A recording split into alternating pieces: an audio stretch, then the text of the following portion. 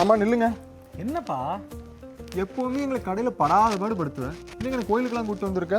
அது ஒன்றும் இல்லை, நம்ம மணியனை புதுசாக ஃபேக்ட்ரி ஓப்பன் பண்ணுறாருல, அது நல்லா வரணும்னு அப்படியே நமக்கும் சேர்த்து வேண்டிட்டு போகலான்னு உங்களையும் கூப்பிட்டு வந்தேன்.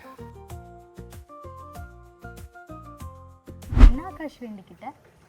நானா, எங்கள் சொந்த ஊரில் வீடு நிலம்லாம் இருந்துச்சு. எனக்கும் எங்கள் அக்காவுக்கும் படிப்பு செலவு இருக்கிறதுனால அதெல்லாம் எங்கள் அப்பா விற்கிற மாதிரி ஒரு சுச்சுவேஷன் வந்துருச்சு. எனக்கு என்ன ஆசைனா, சொந்த ஊரில் ஒரு நல்ல வீடு, நல்ல இடம், இதெல்லாம் வாங்கி செட்டில் ஆகணும். அதுதான் நான் வேணுனேன். இல்லை நல்லதே நடக்கும்ப்பா, விடு. திரும்பி வாங்கிடலாம் ஆகாஷ். சரி, நீ என்ன வேண்டிக்கிட்ட? வேணதான் சொன்னால் பழிக்காது, போங்க. சொல்லு சங்கு. சரி, நீ கேட்குறதுனால சொல்கிறேன்.